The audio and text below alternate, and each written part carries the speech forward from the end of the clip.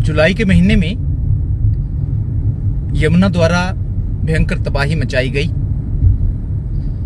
यमुना के पास ही बचे कई गांव जैसे कमालपुर टापू, उन्हेड़ी, लापरा, ये ऐसे गांव रहे जहां पर पानी भरा और जमुना का कटाव हुआ।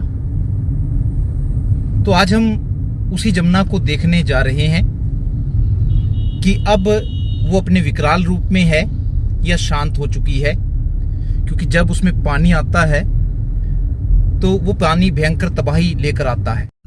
ये नेशनल हाईवे है, पंचकुला से सीधा हरिद्वार जाता है और यमुनानगर से कोई 10 या 12 किलोमीटर के फासले पर यमुना है।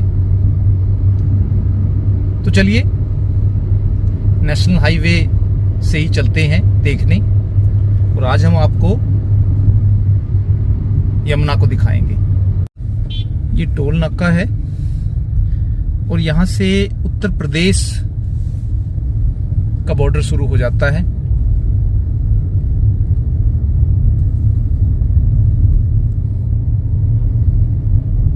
यमुना जो है 2 राज्यों का विभाजन करती है। एक तरफ हरियाणा है और एक तरफ उत्तर प्रदेश है। ये है विशाल यमुना नदी। इसका विशाल रूप हमें सिर्फ बरसात के मौसम में ही देखने को मिलता है। जब तक बरसात नहीं होती और गर्मी पड़ती है तब तक ये छोटी सी धारा के रूप में बहती है। लोग यमुना में ही तरबूज, खरबूजे और खीरे की फसल उगाते हैं। लेकिन जैसे ही पहाड़ों पर बरसात शुरू होती है तो पूरे पहाड़ों का पानी इस नदी में भर जाता है। यह नदी वास्तव में उत्तरकाशी में थान के पास से निकलती है। उत्तराखंड में यमुना नदी कई जगहों जैसे गंगानी, टिहरी गढ़वाल, देहरादून से बहते हुए हिमाचल प्रदेश के पौंटा साहिब गुरुद्वारा पहुंचती है। हिमाचल प्रदेश में 22 किलोमीटर की यात्रा पूरी करने के बाद यह उत्तर प्रदेश के ईशुपुर टीला पहुंचती है और यहाँ से इसका पानी बहता हुआ हथनीकुंड बैराज पहुँचता है।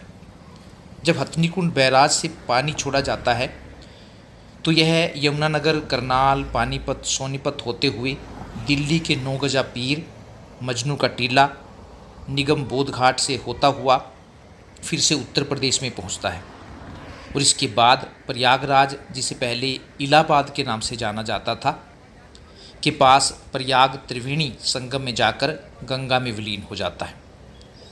यहाँ पर इन नदियों के मिलन को संगम कहते हैं। हथनीकुंड बैराज से जब पानी छोड़ा जाता है तो यह दिल्ली पहुँचते हुए 200 किलोमीटर की दूरी तय करता है और इस दूरी को तय करने में इस पानी को 72 घंटे लगते हैं। हथनीकुंड बैराज का निर्माण 1996 से 1999 के बीच सिंचाई के उद्देश्य से किया गया था। इससे पहले यहाँ ताजेवाला हेड हुआ करता था, जिसका निर्माण अंग्रेज़ों ने कराया था। हथनीकुंड बैराज की अगर लंबाई की बात करें तो यह 360 मीटर है इसकी लंबाई और इसमें 10 फ्लड गेट हैं। इस बैराज की जल क्षमता 1 लाख क्यूसिक की है।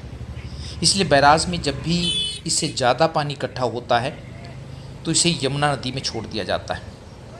कई बार दिल्ली द्वारा यह आरोप लगाया जाता है कि हरियाणा द्वारा जानबूझकर यमुना में ज़्यादा पानी छोड़ा जाता है, जिसके कारण दिल्ली जलमग्न हो जाती है। लेकिन दिल्ली का यह आरोप निराधार है।